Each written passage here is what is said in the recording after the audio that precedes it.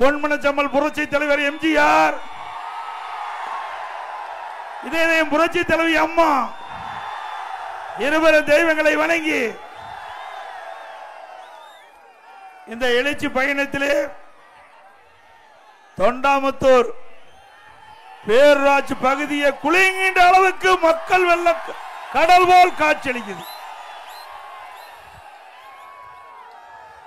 இன்றைக்கு தமிழகத்திலே 139 சட்டமன்ற தொகுதியிலே நான் நேரடியாக சென்று மக்களை சந்தித்து விட்டு 140வது சட்டமன்ற தொகுதி தொண்டாமுத்தூர் சட்டமன்ற தொகுதியிலே உங்களை சந்திக்கின்ற பாக்கியத்தை நான் பெற்றிருக்கின்றேன். இந்த எழுச்சி பயணத்திலே அதிக மக்கள் கூடிய பகுதி இந்த பகுதி தான். தொண்டாமுத்தூர் அதிமுக கோட்டை.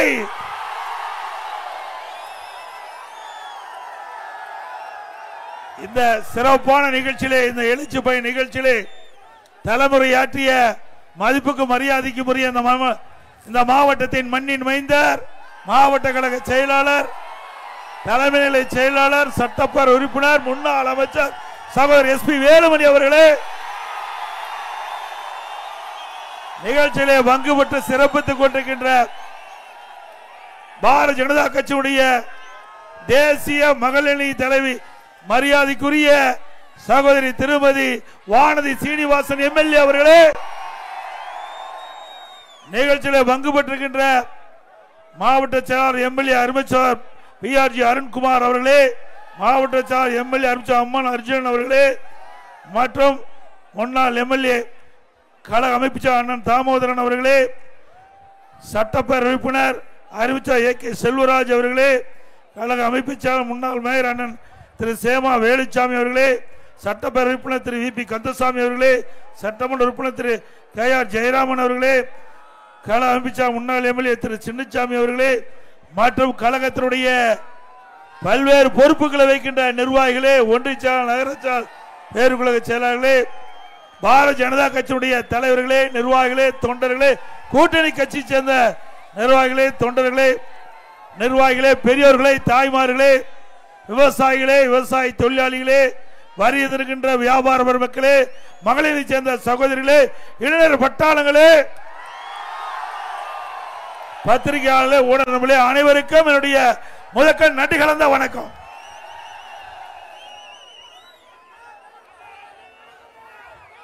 மரியாதைக்குரிய பாரதிய ஜனதா கட்சியுடைய தேசிய மகளிரணி தலைவர், நேரத்தின் அருமை கருதி அவர் பேச முடியல.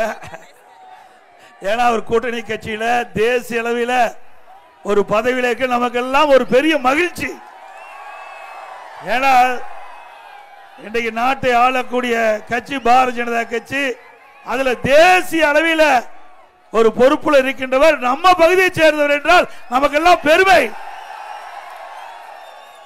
அதே போல ஆர்வச்சார் எஸ்பி வேலுமணி அவர்கள் இந்த தொகுதிக்காக எப்பொழுது பார்த்தாலும் தன்னுடைய தொகுதியினுடைய ஞாபகம் தான் அவருக்கு அதிகமா இருக்கு. என்னை சந்திக்கின்ற பொழுதெல்லாம் இந்த தொகுதி மக்களுக்கு என்ன தேவை என்பதை பேசிவிட்டு தான் வேற பேச்சு பேசுவார். நான் அடிக்கடி பேசுவேன், ஏப்பா தமிழகத்தில் 234 தொகுதி இருக்குது, எல்லாத்துக்கும் நீங்க தானே அமைச்சருமே, இருந்தாலும் இந்த அமைச்சர் பதவி கொடுத்து தொண்டாமுத்தூர் சட்டமன்ற மக்கள், அந்த மக்களுக்கு எனக்கு இந்த வாய்ப்பை கொடுத்த காலத்தில்தான் நான் உங்கள் அருகிலே இருந்தேன்.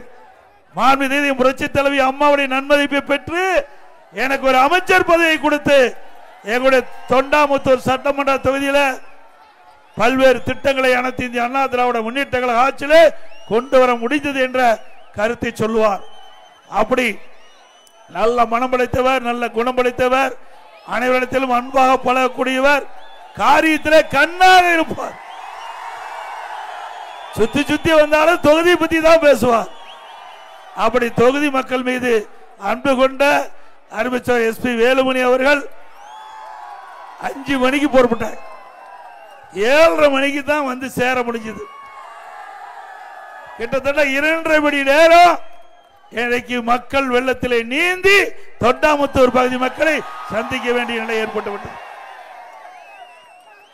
திரு ஸ்டாலின் அவர்கள் குறிப்பிடுகிறார், திராவிட முன்னேற்ற கழகம் அடுத்த ஆண்டு நடைபெற்ற சட்டமன்ற பொது தேர்தலிலே 200 இடங்களிலே வெற்றி பெறுவோம் என்று பகல் கனவு கண்டு கொண்டிருக்கின்றார்.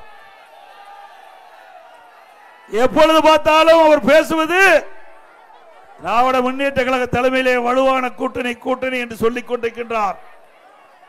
திரு ஸ்டாலின் அவர்களே, சற்று தொண்டாமுத்தூர் பகுதியை இங்கே தொலைக்காட்சி வாயிலாக பாருங்கள்.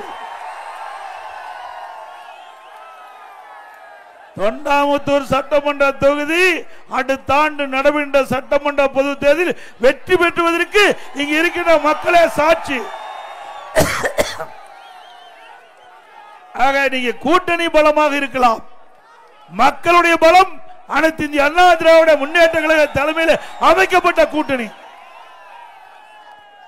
இன்றைக்கு அனைத்து இந்திய அண்ணா திராவிட முன்னேற்ற கழகம் பாரதிய ஜனதா கூட்டணி அமைச்சவுடனே திரு ஸ்டாலின் புலம்ப ஆரம்பித்து விட்டார்.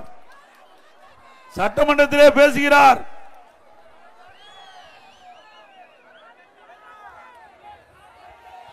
மரியாதைக்குரிய சகோதரர் எஸ்பி வேலுமணி இருந்தார், மரியாதைக்குரிய திருமதி சகோதரி அவர்கள் வானதி சீனிவாசன் அவர்கள் இருந்தார்கள்.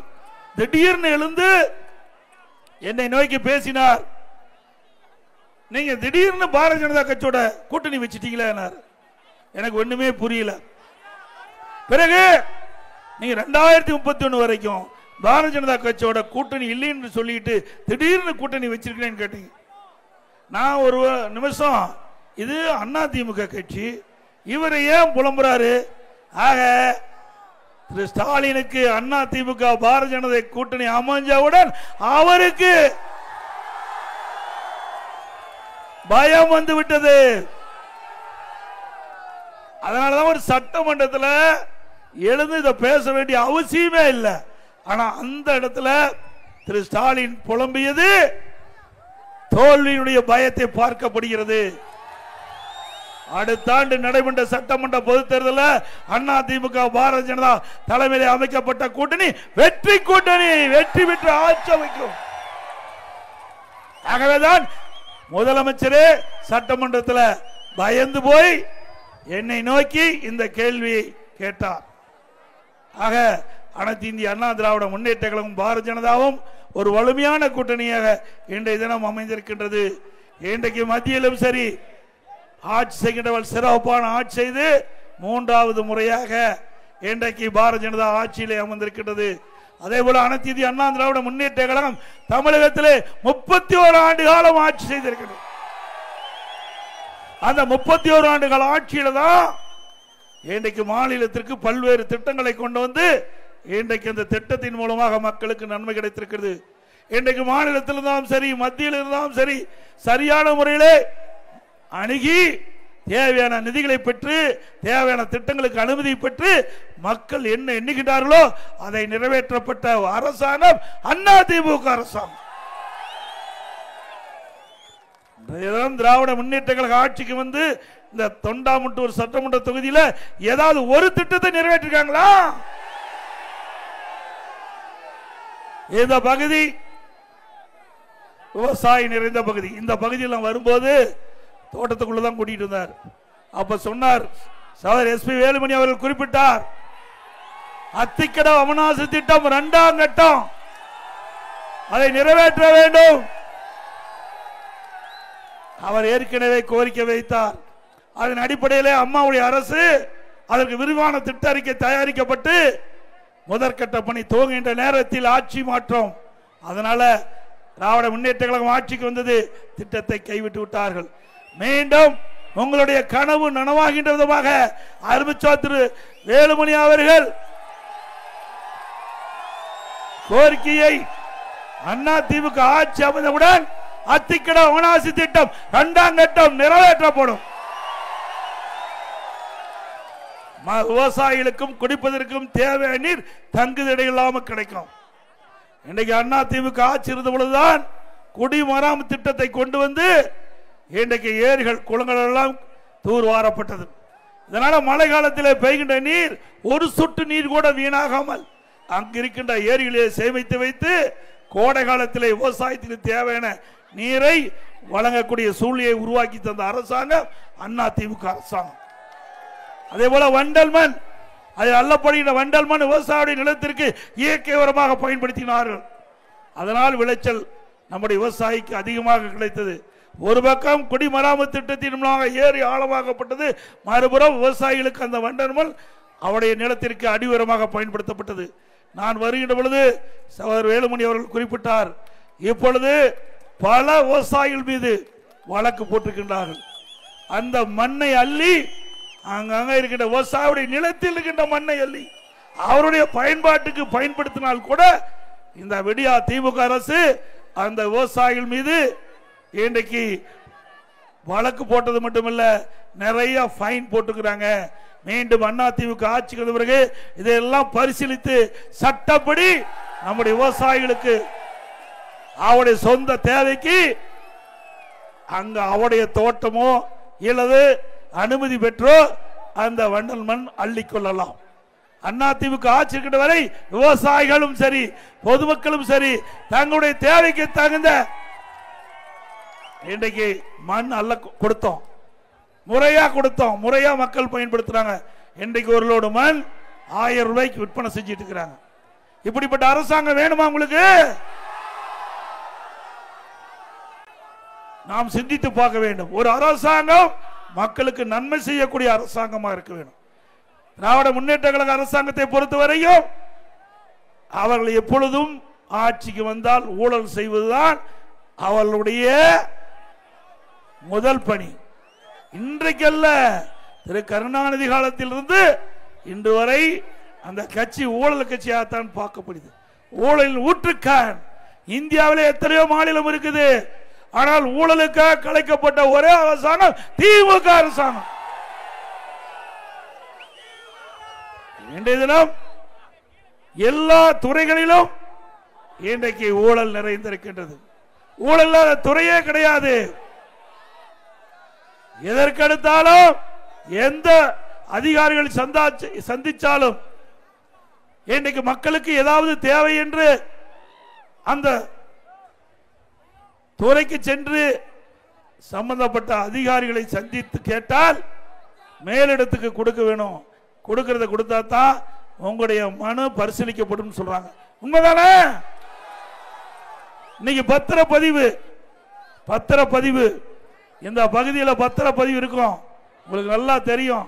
பத்திரப்பதிவு செய்ய வேண்டும் என்றால் குறிப்பிட்ட கமிஷன் அந்த சம்பந்தப்பட்ட அதிகாரிக்கு கொடுத்தா தான் அங்க 10%. அவர் ஏற்கனவே வித்திருப்பார் அல்லது வாங்கி இருப்பார், அதனால அவருக்கு அந்த கஷ்டம் தெரியுது. ஆக பத்திரப்பதிவுக்கு சென்றால் அதற்கு உண்டான தொகையை கொடுக்க வேண்டிய கொடுத்தால்தான் பத்திரம் பதிவு செய்யும். நடக்குதில்ல? உண்மைதானே? அது மட்டுமல்ல, இன்னைக்கு திராவிட முன்னேற்ற கழக எங்க விவசாயி, நான் நேற்றைக்கு முன்தினம் திண்டுக்கல் மாவட்டத்துக்கு சென்றிருந்தோம். அங்க விவசாயிகள் சில பேர் என்னை சந்தித்து தங்களுடைய குறைகளை சுட்டி காட்டினாங்க. அங்க புலி விளைச்சல் அதிகம், நத்தம் பகுதிக்கு போனோம். ஆனால் நத்த விஸ்வநாதன் அவர்கள் என்னை அழைத்து சென்றார். அந்த வழியிலே சில விவசாயிகள் புலியை வைத்து நின்று கொண்டிருந்தார்கள். நான் அவரை அழைத்து பேசினேன். இந்த புலிகள் எல்லாம் எதற்காக இங்கே நின்று கொண்டிருக்கிறேன் கேட்டேன். எங்களுக்கு விலை வீழ்ச்சி ஏற்பட்டு விட்டது, அதனால் உங்களுடைய ஆட்சி வந்தாலோ இல்லை இந்த அரசாங்கத்துக்கு சொல்லியோ எங்களுக்கு நியாயமான விலையை பெற்று தர வேண்டும் என்று அவர்கள் கோரிக்கை வைத்தார். அதோட அந்த புலியினுடைய தன்மை, இது என்ன ரகத்தை சேர்ந்தது என்பதெல்லாம் அவர் கேட்டுட்டு இருந்தேன். அவர்கள் சொன்னாங்க, இந்த புலி என்னென்ன, இது கொட்டையுள்ள புலி, இன்னொன்னு கொட்டை எடுத்த புலினாங்க. இது விவசாயிகள் நியாயமாக சொல்லிக்கிட்டது, ரெண்டையும் காட்டினாங்க. இது என்ன விலை, இது என்ன விலை, 10 கிலோ இது என்ன விலை, அது என்ன விலை. சரி, இந்த புளியங்கொட்டை எடுக்கிறீங்களே இது எதற்காக பயன்படுத்துறாங்கன்னா, அது கிலோ 35 ரூபாய்க்கு விற்போம், அது பல மருந்துக்கு உதவுது அப்படின்னு சொன்னாங்க. இப்படி விவசாயிகள் தங்களுடைய பிரச்சனைக்காக என்னை சந்தித்தார். ஆனா இன்றைக்கு இருக்கின்ற அமைச்சர், மாரத்தான் ஓட்டம் ஓடுற ஒரு அமைச்சர், அவரு துறையை பார்க்க மாட்டேங்கிறார். இதுல கிண்டல் அடித்து பேசுறார், விவசாயியை கொச்சைப்படுத்தி பேசுகிறார். இந்த அமைச்சர்களாம் வேண்டுமென்றே திட்டமிட்டு விவசாயிக்கு விரோதமாக செயல்பட்டு அரசு என்று அடிக்கடி குறிப்பிட்டு வருகின்றேன். விவசாயி தான் கஷ்டப்பட்டுக் கொண்டிருக்கின்றோம், தனக்கு விலை கிடைக்கவில்லை, விலை வீழ்ச்சியால் கடுமையாக பாதிக்கப்படுகிறோம். இந்த புலிக்கு தேவையான விலையை நீங்கள் ஏற்பாடு செய்து கொடுக்கும் என்று கோரிக்கை வைத்தா கிண்டல் கேலி பேசுறாங்க. யாரு இந்த அமைச்சர்? யார் அந்த சார்? யார்? அண்ணா திமுக ஆட்சிக்கு வந்த பிறகு இந்த சாரு எப்படி புலியிலிருந்து புளியங்கோட்டையை எடுக்கப்படும் என்ற விவரத்தை சொல்றேன். இன்னொன்னு, நான் திண்டுக்கல் இருந்து நான் இதுக்கு போயிட்டு இருந்தோம், ஒட்டஞ்சத்திரத்துக்கு போயிட்டு இருந்தோம். ஆத்தூர்ல இருந்து ஒட்டஞ்சத்திரத்துக்கு போயிட்டு இருந்தோம். அப்போ வழியில முருங்கைக்காய் சாகுபடி செய்கின்ற விவசாயிகள் என்னை பஸ் மறிச்சு முருங்கைக்காயை காட்டினாங்க. அதுல இதெல்லாம் என்னமா ரகம், ஒவ்வொரு ரகமும் எவ்வளவு நாள்ல விளைச்சல் கொடுக்குன்னு சொன்னேன். அதை கிண்டல் பேசுறார் எடப்பாடி பழனிசாமி. முருங்கைக்காயை பார்த்து எவ்வளவு நாள் விளையினா, அதுல ரகம் இருக்குது, ஒவ்வொரு ரகமும் எவ்வளவு நாள்ல விளைச்சல் கொடுக்கும் என்பது விவசாயிக்கு தான் தெரியும். இந்த மாரத்தான் ஓட்டம் ஓடுற அந்த மந்திரிக்கு தெரியுமா? வேண்டுமென்றே திட்டமிட்டு விவசாயிகளை கொச்சைப்படுத்துகின்ற திராவிட முன்னேற்ற கழக கட்சிக்கு அடுத்த ஆண்டு நடைபெற்ற சட்டமன்ற பொதுத் தேர்தலில் தகுந்த பதிலடி கொடுக்கணும். கொடுப்பீங்களா? திரு மா சுப்பிரமணியம் அவர்களே, உங்களுடைய துறையில நிறைய முறைகேடு நடக்குது. இன்னைக்கு ஒரே நிமிஷம், ஏதோ திருடுவாங்க, நகை திருடுவாங்க, பணத்தை திருடுவாங்க. ஆனா கிட்னி திருடுறது எங்கேயாச்சும் பார்த்திருக்கீங்களா? கிட்னி திருடுற ஒரே கட்சி திமுக கட்சி. திமுக எம்எல்ஏ அவருக்கு சொந்தமான இடம், அதாவது மருத்துவமனை, திருச்சியில சித்தார் மருத்துவமனை, பெரம்பலூர்ல தனலட்சுமி சீனிவாசன் கல்லூரி மருத்துவ, இரண்டு மருத்துவமனையிலையும் அந்த ஆளுங்கட்சி எம்எல்ஏ, ஆளுகிட்ட கட்சி திமுக கட்சி, புகார் வந்து அந்த மருத்துவமனையில் அவர்கள் சோதனை பண்றாங்க. சோதனை பண்ணிக்கிட்ட பொழுது இந்த கிட்னி, அதாவது மாற்று சிகிச்சை செய்கின்ற பொழுது உறுப்பு மாற்று சிகிச்சை, இதுல முறைகேடு நடைபெற்றதாக கண்டுபிடிக்கப்பட்டது. கண்டுபிடிக்கப்பட்ட பிறகு அந்த உறுப்பு மாற்று அறுவை கொடுக்கின்ற அனுமதியை நிறுத்தி வச்சிருக்கிறாங்க. அதுக்கு ஒரு குழு போட்டு அந்த குழு நேரடியாக போய் இந்த முறைகேடை கண்டுபிடிச்சிருக்குது. இதுவரைக்கும் கைது பண்ணல, ஏன்னா திமுக எம்எல்ஏ. ஆக திரு மா சுப்பிரமணியம் அவர்களே, அந்த கிட்னி திருட கண்டுபிடிங்க. யாராவது தப்பு தவறி திமுக காரர் நடத்துற மருத்துவமனைக்கு போயிடாதீங்க. அப்படியே யாராவது போய் அறுவை சிகிச்சை செய்யப்பட்டிருந்தா நீங்க ஒரு நல்ல மருத்துவமனைக்கு போய் ஸ்கேன் பண்ணி பார்த்துங்க, நம்ம உறுப்புலாம் உடல்ல இருக்குதான்னு முதல்ல பார்த்துக்குங்க. ஏன்னா திராவிட முன்னேற்ற கழக ஆட்சியில திருடி திருடி எல்லாமே திருடிட்டாங்க. இனிமே திருடுறதுக்கு எதுவும் இல்லை கவர்மெண்ட்ல. அதனாலதான் மக்களுடைய உடல் உறுப்பை திருட ஆரம்பிச்சுட்டாங்க. இப்படிப்பட்ட அவல ஆட்சி வேணுமா? ஒரு ஏழை மக்கள் வறுமையின் காரணமாக அதை மையமா பயன்படுத்தி அவருடைய கிட்னியை முறைகேடாக எடுப்பது எந்த விதத்தில் நியாயம்? நீதிமன்றம் பிடிபிடின்னு பிடிச்சிருக்குது. அந்த நீதிமன்றத்துக்கு இந்த அரசாங்கம் பதில் சொல்லி ஆக வேண்டும். அது மட்டும் இல்ல, நாமக்கல் மாவட்டம் பள்ளிப்பாளையத்தில் ஒரு வறுமையின் காரணமாக ஒரு பெண் அந்த கிட்னியை தானமாக கொடுக்கிறதுக்கு முன் வந்திருக்குது. அந்த மருத்துவமனைக்கு அந்த பெண்மணியை அழைத்திட்டு போய் மருத்துவமனையில் கிட்னி எடுக்கிறதுக்கு போல கல்லீரல் எடுத்துட்டாங்க. எவ்வளவு கொடுமை பாருங்க. வறுமையில் இருக்கிற கொடுமை எதுவுமே கிடையாது. ஒரு மனிதனுக்கு வறுமை தான் கொடுமை. அந்த வறுமையை பயன்படுத்தி இந்த ஆட்சியாளர்கள் ஏழைகளை கொடுமைப்படுத்தி கொண்டிருக்கின்றார்கள். இன்றைக்கு அந்த அம்மா மனம் வந்து தான் கொடுத்ததோ இல்லையோ அது வேறு விஷயம். ஆனால் ஏழ்மையை மையமாக வைத்து பணத்தாசை காட்டி அந்த கிட்னியை அவர்கள் மற்றொருவருக்கு அதை மாற்றுவதற்காக அழைத்து சென்று அதற்கு பதிலாக கல்லீரை எடுத்து விட்டார்கள். இன்றைக்கு அந்த பெண்மணி மிகுந்த கஷ்டத்தில் இருப்பதாக எல்லா பத்திரிகையிலும் வந்திருக்குது, வலைதளத்தில் வந்திருக்குது, தொலைக்காட்சியில் வந்திருக்குது. இப்படிப்பட்ட கேவலமான அரசாங்கம் திமுக அரசாங்கம். ஆமா, அப்படித்தானே? அதோட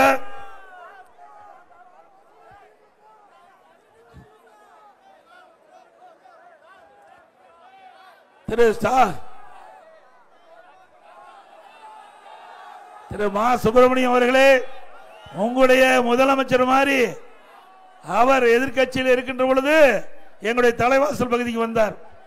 காங்கிரீட் ரோடு போட்டு கரும்பு தோட்டத்தை பார்த்த முதலமைச்சர் தான் இன்றைய முதலமைச்சர் ஸ்டாலின் அவர். எங்கேயாவது தோட்டத்தில் காங்கிரீட் ரோடு போட்டு போய் கரும்பு தோட்டம் பார்த்த வரலாறு உண்டா? பிறகு தூத்துக்குடிக்கு போனார். தூத்துக்குடிக்கு போய் பதநீர் சாப்பிட்டார். பதநீர் சாப்பிட்டு இருக்கும்போது இதுல சக்கரை போட்டு கொடுத்தாங்களான்னு கேட்டார். இப்படி விவசாயமே தெரியாத ஒரு முதலமைச்சரை வச்சுக்கிட்டு எங்களை கண்டில் அடிக்கிறீங்க. நாங்கெல்லாம் பாரம்பரிய விவசாயி குடும்பத்தில் பிறந்தவன். இன்றைக்கும் நான் விவசாயம் செய்து கொண்டிருக்கின்றேன். சகோதரி அவர்களும் விவசாயம் செய்கிறாங்கன்னு நினைக்கிறேன். அருமை சகோதரர் நம்ம வேலுமணியும் விவசாயத்தில் ஈடுபட்டிருக்கார். பெரும்பாலும் கிராமத்தை சேர்ந்தவர்கள் வேளாண் பணியில் ஈடுபட்டுகின்றவர்கள். இன்றைக்கு அனைத்து இந்திய அண்ணா திராவிட முன்னேற்ற கழகம், பாரதிய ஜனதா ஆகட்டும், இன்றைக்கு ஒரு வலிமையான கூட்டணி அமைக்கப்பட்டு விட்டது. ஆகவே இன்றைக்கு திராவிட முன்னேற்ற கழகம் அவதூறு பிரச்சாரத்தை இன்றைக்கு பரப்பி வருகிறார். அவர்களிடத்தில் தொலைக்காட்சி அது மட்டுமல்ல பத்திரிகை வைத்துக் கொண்டு திட்டமிட்டு விஷமத்தனமான பிரச்சாரத்தை பரப்பி வருகிறார். அனைத்து இந்திய அண்ணா திராவிட முன்னேற்ற கழக ஆட்சியில் தான் நிறைய திட்டங்களை நாங்கள் கொண்டாந்து நடைமுறைப்படுத்தினோம்.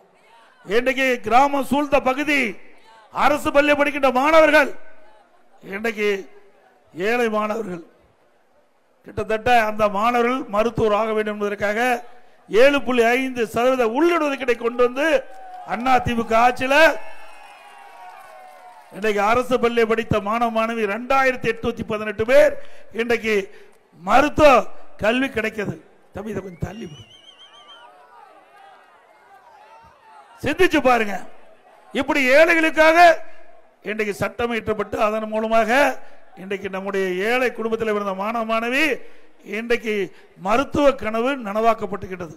அதோட அம்மா இருக்கின்ற பொழுது அரசு பள்ளி படிக்கின்ற மாணவ செல்வங்களுக்கு திறமையான மாணவர்களாக உருவாக்க என்பதற்காக லேப்டாப் கொடுத்தாங்க. அதையும் இந்த அரசாங்கம் நிறுத்தப்பட்டு விட்டது. மீண்டும் அண்ணா திமுக ஆட்சி மலர்ந்தவுடன் இன்றைக்கு நம்முடைய அரசு பள்ளி படிக்கின்ற மாணவ மாணவிகளுக்கு லேப்டாப் கொண்டு வரப்படும் திட்டத்தை கொண்டு வந்து நம்முடைய மாணவ செல்வங்களுக்கு திறமையான கல்வி கிடைக்க செய்யப்படும். அது மட்டுமல்ல,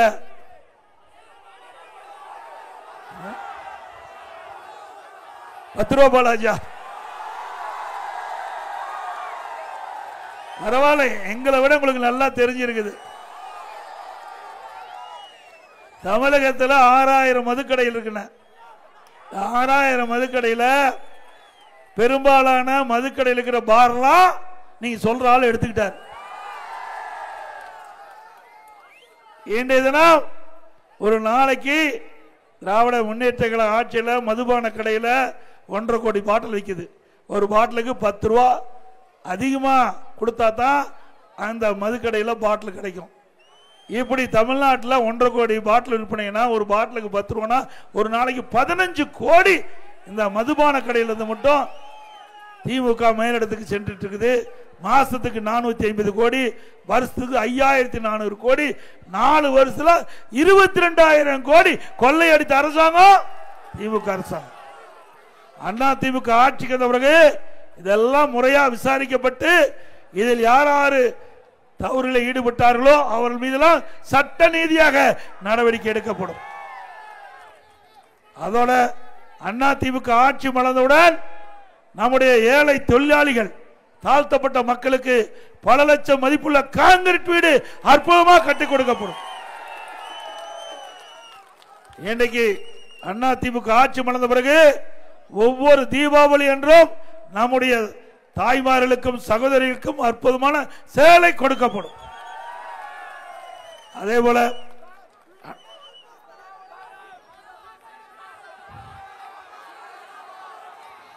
அம்மா உணவகம், திராவிட முன்னேற்ற கழக ஆட்சியில் அம்மா உணவகத்தை மூடுவதற்கு திட்டமிட்டார்கள். அதை முறியடிக்கப்பட்டது. இருந்தாலும் பல நகரத்தில் அம்மா உணவகம் முழுமையாக செயல்பட முடியாத நிலை. அதில் இருக்கிற பணியாளரை குறைச்சிட்டாங்க. அதுக்கு கொடுக்கின்ற பொருள் எல்லாம் தரம் இல்லாம கொடுக்கறாங்க. அதனால தரமான உணவு பல அம்மா உணவகத்தில் கிடைக்கல. அதிமுக ஆட்சி மலர்ந்தவுடன் மக்கள் விருப்பப்படி தரமான உணவு அம்மா உணவகத்தில் வழங்கப்படும். அதே போல திராவிட முன்னேற்ற கழக ஆட்சியில் கடுமையா மின் கட்டணம் உயர்ந்து போச்சு. 67% மின் கட்டணம் உயர்வு. அதாவது உள்ளாட்சியில் இன்னைக்கு பார்த்தீங்கன்னா வீட்டு வரி 100% உயர்ந்தாச்சு. கடவரி 150%. குடிநீர் வரி, குப்பைக்கு வரி போட்ட அரசாங்கம் திமுக அரசாங்கம். அதோட இன்று தினம் சுகாதாரத்துறை அமைச்சர் சொல்லுகிறார், இன்னைக்கு அம்மா மினி கிளினிக்க திமுக மூடிட்டாங்க, ரத்து பண்ணிட்டாங்க. நான் எல்லா கூட்டத்திலையும் நாங்கள் பேசி வருகிறோம். இது ஏழை மக்களுக்காக கொண்டு வந்த திட்டம். இந்த அம்மா மினி கிளினிக் மக்கள் அதிகமாக வசிக்கின்ற பகுதியை தேர்ந்தெடுத்து அங்க ஒரு அம்மா மினி கிளினிக் ஆரம்பிக்கப்பட்டு அங்க ஒரு மருத்துவர், ஒரு செவிலியர், ஒரு மருத்துவ உதவியாளர் நியமிக்கப்பட்டு அந்த பயிலுக்கின்ற ஏழை மக்களுக்கு அங்கேயே சிகிச்சை அளிக்கக்கூடிய அற்புதமான திட்டம். முதற்கட்டமா ஒரு வருஷம் தேர்வு செஞ்சு முதல் கட்டமா மக்களிடத்தில் எப்படி வரவேற்பு இருக்கிறது, இந்த அம்மா மினி கிளினிக் மூலமாக மக்கள் எப்படி பயன்பெறுகிறார் என்பதையெல்லாம் கண்டறிவதற்காக ஒரு வருடம் நாங்கள் அனுமதி வாங்கி ஒரு வருடம் இயங்கப்படும் என்று உத்தரவு போட்டு செயல்படுத்தினோம். அடுத்த ஆண்டு திமுக ஆட்சி வந்த உடனே நிறுத்திட்டாங்க. இப்போ அதை வச்சு திராவிட முன்னேற்ற கழகம் நாங்கள் அம்மா மினி கிளினிக்கை மூடிட்டேன்னு சொன்னாங்க. இது மக்களிடத்தில் மிகுந்த வரவேற்பை பெற்றது. ஏழை எளிய மக்கள் தங்கள் பகுதியிலே ஒரு அம்மா மினி கிளினிக் இருந்தால் உடனடியாக போய் அந்த அம்மா மினி கிளினிக்கில் இலவசமாக சிகிச்சை பெறலாம். அந்த திட்டத்தை இவர் ரத்து செய்வதற்கு காரணம், இந்த திட்டம் மிக சிறப்பாக இயங்கிட்டு இருந்தது. இந்த திட்டம் தொடர்ந்தால் அதிமுக கட்சிக்கு நல்ல பெயர் வந்துவிடும். அந்த காரணத்திற்காக அரசியல் கால் பிடிச்சோடு இந்த அம்மா மினி கிளினிக் திட்டத்தை ரத்து பண்ணியிருக்காங்க. மீண்டும் அதிமுக ஆட்சி மலர்ந்தவுடன் 2000 அம்மா மினி கிளினிக்ல 4000 அம்மா மினி கிளினிக் திறக்கணும். என்ன தப்பு? ஒரு அரசாங்கம் மக்களுக்கு சேவை செய்ய, மக்களுடைய பிரச்சனை தீர்க்க, அதுக்கு தான் அரசாங்கத்தை தேர்ந்தெடுக்கிறாங்க. ஆனா திமுக அப்படி அல்ல.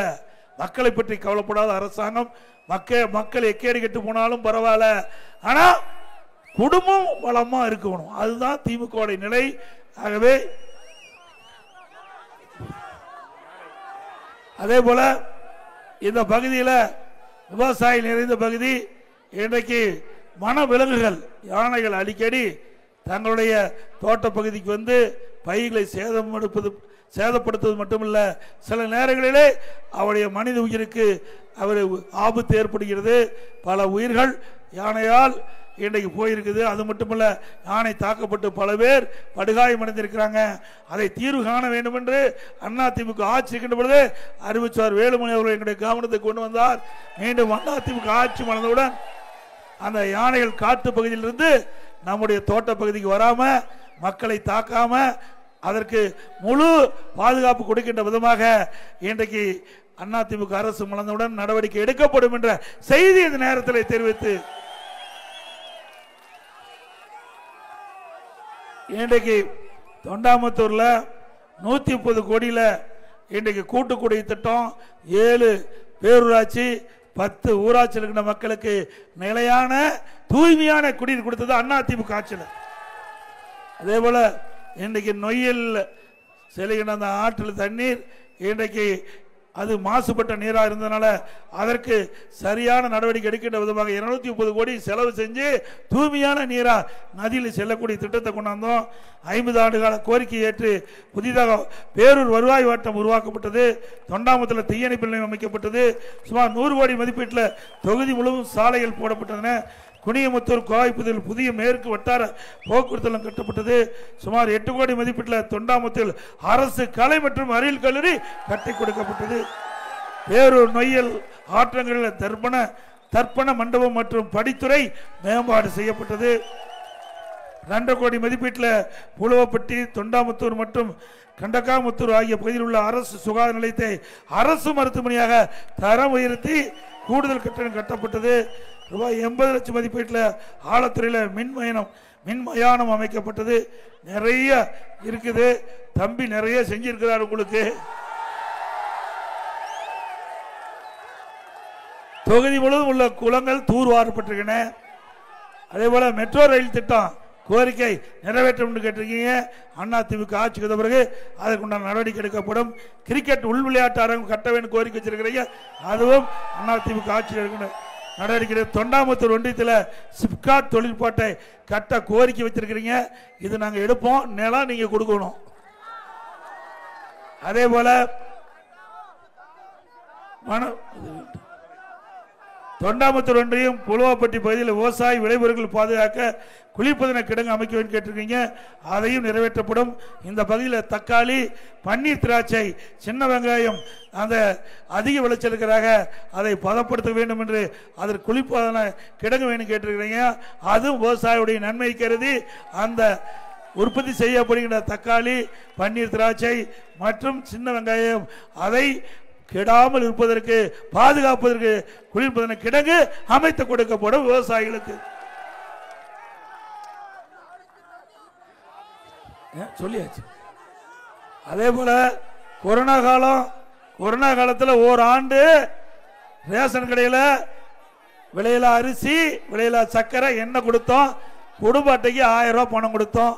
அதோட இன்றைக்கு கொரோனா காலத்தில் பள்ளிகள் மூடப்பட்டிருந்தது, கல்லூரிகள் மூடப்பட்டிருந்தது. கல்லூரியில் ஆன்லைன் வகுப்பு நடத்தோம். ஆன்லைன்லேயே நம்முடைய கல்லூரி மாணவர்கள் தேர்வு எழுதி பட்டம் பெற்றாங்க. நம்முடைய பள்ளியில் படிக்கின்ற மாணவருக்கு ஆல் பாஸ் போட்டு கொடுத்தோம்.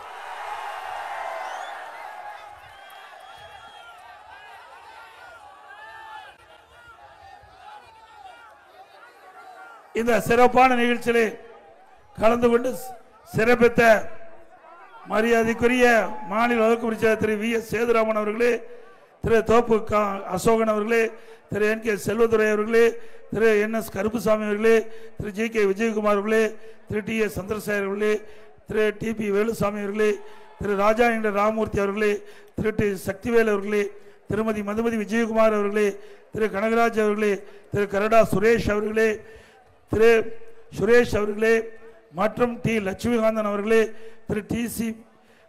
பிரதீப் அவர்களே, திரு கே.எஸ். சங்கர் அவர்களே, திரு சுந்தரராஜ் அவர்களே, திரு ரவி என்கின்ற காளிச்சாமி அவர்களே, திரு கே. கிருஷ்ணராஜ் அவர்களே, திரு பி. ஜெகநாதன் அவர்களே, திரு ஆர். ஆடலரசு அவர்களே, திரு விஜயகுமார் அவர்களே, பாரதிய ஜனதா கட்சியுடைய நிர்வாகிகள் திரு கே. வசந்தராஜன் அவர்களே, திரு சந்திரசேகர் அவர்களே மற்றும் பாஜக மண்டல தலைவர்கள் மற்றும் நிர்வாகிகளே, தமிழ் மாநில காங்கிரஸ் கட்சியை சேர்ந்த நிர்வாகிகளே, தொண்டர்களே, ஐஜே கட்சியை சேர்ந்த நிர்வாகிகளே, இந்து மக்கள் கட்சியை சேர்ந்த நிர்வாகிகளே, தென்னிந்திய பார்வர்ட் பிளாக் கட்சியை சேர்ந்த நிர்வாகிகளே, வரி இருந்து சிறப்பித்த அத்தனை பேருக்கும் என்னுடைய மனமார்ந்த நன்றி.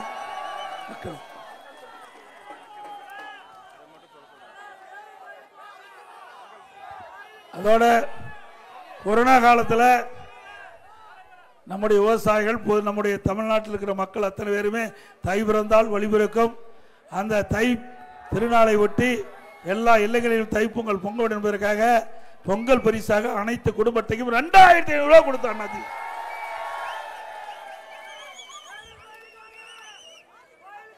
அடுத்த ஆண்டு நடைபெற்ற சட்டமன்ற பொதுத் தேர்தலில் இரட்டை சின்னத்திலே வாக்களித்து வெற்றி பெற செய்யும். மக்களை காப்போம், தமிழகத்தை மீட்போம். மக்களை தமிழகத்தை